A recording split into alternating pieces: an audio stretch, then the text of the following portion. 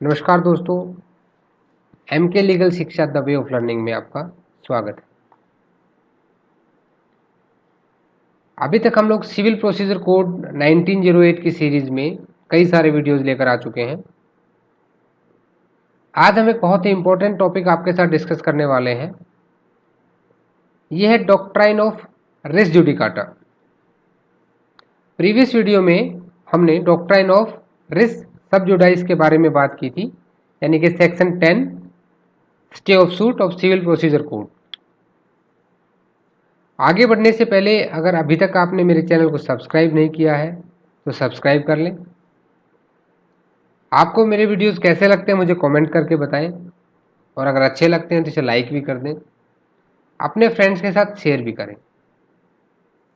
Doctrine of res judicata एक बहुत ही important topic है आपके एग्जाम पॉइंट ऑफ व्यू से भी, और आपके अगर आप प्रैक्टिकल लाइफ में कहीं पे किसी न्यायालय में अधिवक्ता हैं तो भी आपके लिए बहुत ही महत्वपूर्ण है। ये पार्ट 1 है रेस जुडिकाटा का। क्योंकि थोड़ा सा बड़ा टॉपिक है इसलिए हमने इसको 2 पार्ट में वीडियोस बनाए हैं। सिविल प्रोसीजर कोड में ये हमारा 9th वीडियो है और डॉक्ट्राइन ऑफ रेस जुडिकाटा का पार्ट 1 है। रेस जुडिकाटा एक लैटिन वर्ड है। ये 2 शब्दों से मिलकर बना है, रेस और जुडिकाटा। रेस का मतलब हम जानते हैं सब्जेक्ट मैटर, और जुडिकाटा का मतलब होता है डिसाइडेड। कोई भी ऐसा सब्जेक्ट मैटर जो कोर्ट के द्वारा डिसाइड किया जा चुका है, ये डॉक्ट्राइन वहां पे एप्लीकेबल होती है। इससे पहले सेक्शन 10 स्टे ऑफ सूट में हमने रिस सब जुडाइस के बारे में बात की थी। डॉक्ट्राइन ऑफ रिस सब जुडाइस। सब जुडाइस में क्या था कि जो इशू पेंडिंग है किसी भी कोर्ट में, उसके बारे में बात करता है। देखिए, जो एलिमेंट्स सब जुडाइस में किसी भी सूट के में एप्लीकेबिलिटी के लिए होते हैं, वही एलिमेंट्स रिस जुडिकाटा में भी होते हैं। फर्क इतना होता है कि यहाँ पे मैटर डिसाइडेड होता है आपके फॉर्मर सूट में, और वहाँ पे पेंडिंग होता है किसी भी कोर्ट में। तो अगर अभी तक आपने वो वीडियो नहीं देखा है तो मेरा प्रीवियस वीडियो डॉक्ट्राइन ऑफ रिस सब जुडाइस जरूर देख लें। उसका लिंक डिस्क्रिप्शन में है। आप मेरे चैनल पर जाकर भी देख सकते हैं। सिविल प्रोसीजर कोड की सीरीज में इससे प्रीवियस वीडियो है। तो अगर उस वीडियो को नहीं देखा तो इसे पॉज करें, पहले वो वीडियो देखें, उसके बाद ये वीडियो आपको अच्छे से समझ में आएगा। देखिए, डॉक्ट्राइन ऑफ रिस judicata is the basic principle of the natural justice. और सिविल प्रोसीजर कोड के सेक्शन 11 में रेस जुडिकाटा को डिफाइन किया है। अभी हम कुछ लीगल मैक्सिम्स की बात करते हैं। ये लीगल मैक्सिम्स आपके एग्जाम पॉइंट ऑफ व्यू से भी इंपॉर्टेंट है, और इसको समझने के लिए, आपको रिस जुडिकाटा को समझने के लिए इनको समझना भी जरूरी है। इन्हीं के बेस पे जो रिस जुडिकाटा की डॉक्ट्राइन है वो एप्लीकेबल होती है। निमो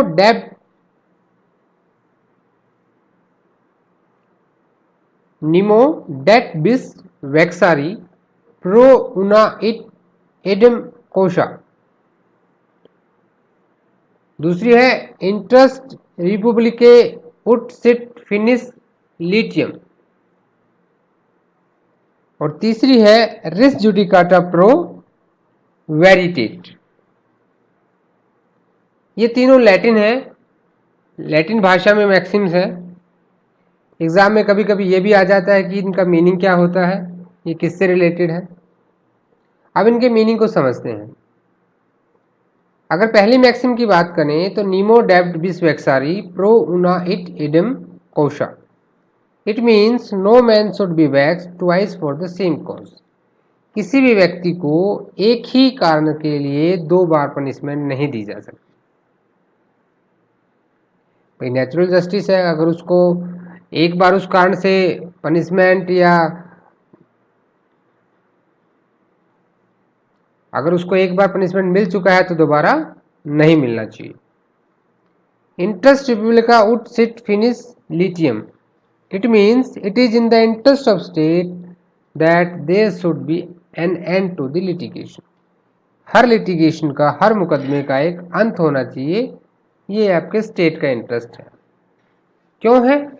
क्योंकि देखिए, अगर सभी बहस और मुकदमे इसी तरह से चलते रहे तो कभी खत्म ही नहीं होंगे। तो हर लिटिगेशन का एक एंड होना चाहिए। और लास्ट वन है रिस जुडिकाटा प्रो वेरिटेट, a judicial decision must be accepted as correct, कि जो एक न्यायालय द्वारा दिया गया निर्णय है उसे सही तौर पर अपना लिया जाना चाहिए। देखिए, ये इंटरनेशनली इस डॉक्ट्राइन को सभी कंट्रीज के लीगल सिस्टम ने एक्सेप्ट किया है।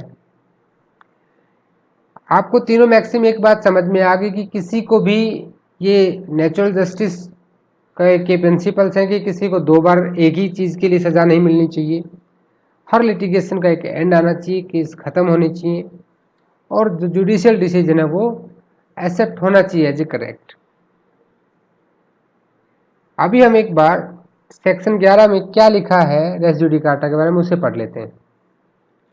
No court shall try any suit or issue in which the matter directly and substantially in issue has been directly and substantially in issue in a former suit between the same party।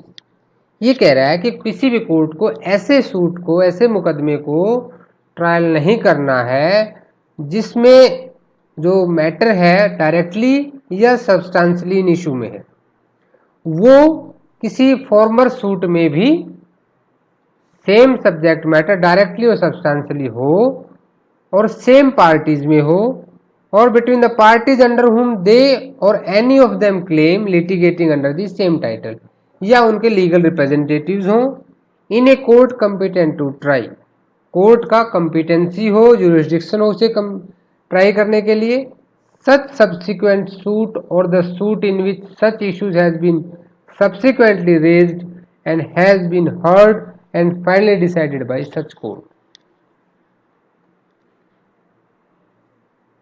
आपको यहां तक क्या समझ में आया? तो देखिए, definition में क्या कहना चाहते हैं, ये कहना चाहता है कि कोई भी ऐसा सब्सिक्वेंट सूट लेकर आता है कोई कोर्ट में जिसमें जो आपका सब्जेक्ट मैटर है, इट में भी डायरेक्टली और सब्सटेंशियली इन इशू, वो किसी फॉर्मर सूट में, किसी पूर्व मुकदमे में, कोई पहले से वैसा केस हुआ है जिसमें सब्जेक्ट मैटर डायरेक्टली और सब्सटेंशियली यही सेम था, पार्टीज भी सेम थी, या पार्टीज उनके लीगल रिप्रेजेंटेटिव हैं, वो एक ही टाइटल में आते हैं और सेम कोर्ट में जिसका जुरिस्डिक्शन उसको ट्राई करने के लिए है वो सेम, ऐसा नहीं है कि वो एक ही कोर्ट में हो, कोई भी ऐसा कोर्ट जिसके पास उसका जुरिस्डिक्शन है ऐसे किसी कोर्ट में डिसाइड हो चुका है और उसी चीज के ऊपर दोबारा केस लाया जाता है, तो ऐसा केस वहां पे बार हो जाएगा, उस पर डॉक्ट्राइन ऑफ रिस जुडिकाटा लगेगी। देखिए, ये डेफिनेशन थोड़ा कॉम्प्लिकेटेड हो गया, हम इसको एक बेसिक एग्जांपल से समझने की कोशिश करते हैं। मान लीजिए ए और बी है, ये एक सूट लेकर आते हैं कोर्ट में for the breach of the contract. A ने बी के ऊपर केस कर दिया for the breach of contract. Court ने क्या किया कि भाई बी के फेवर में डिग्री कर दी, बोला कि ए को बोला कि नहीं भाई, बी के ऊपर आपका जो एलिगेशंस है वो प्रूव नहीं होते हैं, और बी के फेवर में डिग्री एग्जीक्यूट पास हो गई। तो जब बी के फेवर में पास होगी तो ए ने फिर से क्या किया, एक सब्सिक्वेंट सूट लेकर आता है वो बी के खिलाफ ब्रीच ऑफ सेम कॉन्ट्रैक्ट, यानी कि दोबारा से वही सेम सूट फिर से फाइल कर देता है कोर्ट में। भाई कोर्ट उसको डिसाइड कर चुका है ना पहले, तो ऐसे केस में क्या होगा, वहां पे डॉक्ट्राइन ऑफ रिस जुडिकाटा एप्लीकेबल होगी और सब्सिक्वेंट सूट नहीं चल सकता, वो बार हो जाएगा, वहां पे रिस जुडिकाटा अप्लाई हो जाएगी। डेफिनेशन यही कह रही है आपको, अगर पार्टीज भी सेम है ए और बी, अगर यहाँ पे इनके कोई लीगल रिप्रेजेंटेटिव या ऐसे इन पर्सन जो एक ही टाइटल में एग्जिस्ट करते हैं और सेम कॉज ऑफ एक्शन, देखिए यहाँ भी ब्रीच ऑफ कॉन्ट्रैक्ट था, पहले भी दोबारा भी वो ब्रीच ऑफ सेम कॉन्ट्रैक्ट लेकर आया सब्सिक्वेंट सूट में भी, तो दोबारा कोर्ट उस केस को नहीं सुनेगा, वहां डॉक्ट्राइन ऑफ रेस जुडिकाटा लग जाएगी। तो मेरे हिसाब से इस एग्जाम्पल से आपको क्लियर हुआ होगा डेफिनेशन। हम एक एग्जाम्पल और लेते हैं। मान लीजिए कोई इंडिविजुअल है सी और एक इंडिविजुअल है बी। अब सी बी के ऊपर एक सूट फाइल करता है। किस लिए करता है? For the recovery of money, कि भाई मेरे पैसे चाहिए, मुझे वापस दे दो। अब सूट को डिसमिस कर देता है कोर्ट, क्योंकि जो सी थी वो एक पार्टनरशिप फर्म थी और वो रजिस्टर नहीं थी। सी क्या है, एक पार्टनरशिप फर्म थी और रजिस्टर नहीं थी, तो इस ग्राउंड पे वो उसको डिसमिस कर दिया। देखिए यहाँ थोड़ा सा ध्यान देने की बात है कि रिकवरी ऑफ मनी का जो सूट था वो डिसमिस हुआ है। किस वजह से? क्योंकि वहां पे आपकी फर्म रजिस्टर नहीं है। फिर भी दोबारा से अपनी फर्म को रजिस्टर कराने के बाद फिर एक सब्सिक्वेंट सूट लेकर आता है। पहले वाला केस डिसमिस हो गया है, सब्सिक्वेंट सूट लाता है कब? जब वो अपनी फर्म को रजिस्टर करा चुका होता है। तो इस केस में आपका सब्सिक्वेंट सूट बार नहीं होगा, डॉक्ट्राइन ऑफ रेस जुडिकाटा वहां पे नहीं एप्लीकेबल होगा। देखिए आपको लॉजिकल वे में समझना है इसको, कि जहां पे पहले भाई फर्म रजिस्टर नहीं थी, कोर्ट ने बोला था कि डिफेक्ट अभी फर्म रजिस्टर नहीं है आपकी, फर्म रजिस्टर कराई और दोबारा से सूट फाइल कर दिया, तो सी का राइट नहीं चला जाता है यहाँ पे अपने पैसे लेने के लिए, तो दोबारा सूट फाइल कर सकता है। अभी कुछ एक्सप्लेनेशंस दे रखी हैं, टोटल 8 एक्सप्लेनेशंस हैं आपकी सिविल प्रोसीजर कोड में। हम एक्सप्लेनेशन 1 को पढ़ते हैं, सारे एक्सप्लेनेशंस को हम एक एक करके समझेंगे। एक्सप्लेनेशन 1 आपकी क्या कहती है कि the expression farmer suit shall denote a suit which has been decided prior to a suit in question whether or not it was instituted prior thereto। देखिए यहाँ पे दो चीजें कह रहा है आपको ये, कि जो अभी क्वेश्चन इन सूट है, जो आपका अभी फिलहाल में सूट फाइल हो रखा है, उससे पहले एक फॉर्मर सूट होना चाहिए और वो डिसाइडेड होना चाहिए। तो एक सब्सिक्वेंट सूट आप लेकर आए, अब इसको आपको रेस जुडिकाटा कब लगेगी? जब एक फॉर्मर सूट होगा, उसमें same cause of action and same parties, और ये डिसाइडेड होगा कहीं पे, तो ऐसा सब्सिक्वेंट सूट ही बार होगा। एक्सप्लेनेशन 1 आपको क्लियर हो गया। अभी हम बात करते हैं एक्सप्लेनेशन 2 की, कि for the purpose of this section the competence of a court shall B determined irrespective of any provisions as to a right of appeal from the decision of such court। ये क्या कह रहा है कि for the purpose of this section, ये जो आपका section है रेस जुडिकाटा के बारे में, the competence of a court shall be determined irrespective of any provision as to right of appeal. ये कोर्ट की कंपिटेंसी की बात करता है, जुरिसडिक्शन ऑफ कोर्ट की बात करता है, और वो उसका provision right of appeal from the decision of such court. ठीक है, वो इररिस्पेक्टिव ऑफ एनी प्रोविजन है, जो आपके अपील के प्रोविजन है उसके इररिस्पेक्टिव है। तो यहां पे क्या बात कर रहे हैं हम? जुरिसडिक्शन ऑफ कोर्ट की बात कर रहे हैं। एक्सप्लेनेशन 3 की अगर हम बात करें, the matter above referred to must in the former suit, जो सब्जेक्ट मैटर है आपका जो फॉर्मर सूट में है, और वो किसी भी पार्टी द्वारा या तो डिनाई किया गया है या एडमिट किया गया है, एक्सप्रेसली या इम्प्लाइडली। ठीक है, तो वो आपका रेस जुडिकाटा एप्लीकेबल तभी होगा जब सब्जेक्ट मैटर फॉर्मर सूट में भी किसी पार्टी ने उसका एडमिट किया है या उसको डिनाई किया है, सब्जेक्ट मैटर आपका सेम होना चाहिए। अभी हम सबसे इंपॉर्टेंट एक्सप्लेनेशन की बात करते हैं, एक्सप्लेनेशन 4।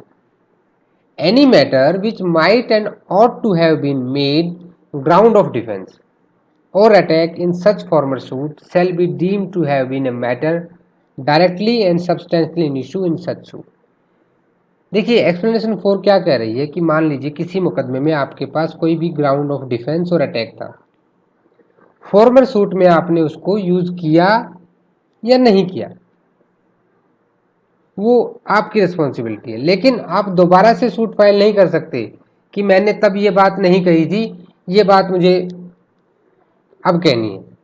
ये भाई तब आपके पास चांस था, तब आपने नहीं कही, तो ऐसे केस में यहाँ पे कंस्ट्रक्टिव रेस जुडिकाटा लगती है, इसको बोला जाता है कंस्ट्रक्टिव रेस जुडिकाटा। ये क्वेश्चन काफ़ी इंपॉर्टेंट है, ये काफ़ी सारे एग्जाम्स में कई बार पूछा जाता है कि व्हाट इज कंस्ट्रक्टिव रिस जुडिकाटा, क्या होता है कंस्ट्रक्टिव रिस जुडिकाटा। इसके बेस पे कुछ प्रैक्टिकल क्वेश्चंस भी आते हैं। हम एक एग्जाम्पल से बात करेंगे तो आपको काफ़ी अच्छे से समझ में आएगा। मान लीजिए एक्स और वाई दो लोग थे। अभी हम एक एग्जाम्पल से बात करते हैं तो आपको ज़्यादा क्लियर होगा। X and y, there are two individual. एक घर को लेकर दोनों में एक सूट फाइल होता है। एक्स वाई के ऊपर एक सूट फाइल करता है कि ये घर मेरा है। तो पोजेशन ऑफ हाउस का एक सूट फाइल हो गया। सब्जेक्ट मैटर क्या है? Possession of house. सूट में क्या है आपका subject matter? Possession of house. Parties कौन है? एक्स और वाई। अब कहता है एक्स की जनाब विल के हिसाब से ये मेरा है, on the basis of will ये घर मेरा होना चाहिए। कोर्ट कहता है कि नहीं भाई, आपकी विल तो प्रूव नहीं हुई, ये विल तो फेक है और आपको ये घर नहीं मिल सकेगा, घर वाई का ही रहेगा। वाई हैप्पी हो गया, वाई के उसमें चला गया। अभी एक्स क्या करता है? दोबारा से कोर्ट में आता है कि नहीं जी, वाई पे फिर से मैं केस फाइल करता हूं। अब वो कहता है कि उसने रीजन चेंज कर दिया कि मैं तो सेल डीड से घर मेरा है जी, विल से नहीं। भाई जब सेल डीड आपके पास पहले से थी तो आप पहले वाले केस में क्यों नहीं लेके आए? फॉर्मल सूट में आपको सेल डीड लानी चाहिए थी ना। अभी आप जब वो केस डिसाइड हो चुका है, आप कोर्ट में आके बोल रहे हो कि अब मेरे पास सेल डीड है जी, ये घर मेरा है। तो यहाँ पे जो है आपकी कंस्ट्रक्टिव रिस जुडिकाटा एप्लीकेबल होगी और इसका जो सेकंड सूट है, सब्सिक्वेंट सूट है, वो बार हो जाएगा। तो यहाँ तक हम लोगों ने हमारे फर्स्ट पार्ट में, बाकी के 4 एक्सप्लेनेशन को हम सेकंड वीडियो में समझेंगे क्योंकि वीडियो ज़्यादा लेंथी हो जाएगा, इसलिए हमने इसको 2 पार्ट में डिवाइड किया है। तो वहाँ पे हम समझेंगे सेकंड पार्ट में जो रिमेनिंग 4 एक्सप्लेनेशन है। यहाँ तक आपको रेस जुडिकाटा क्लियर हो गया होगा। Dear friends, thanks for watching.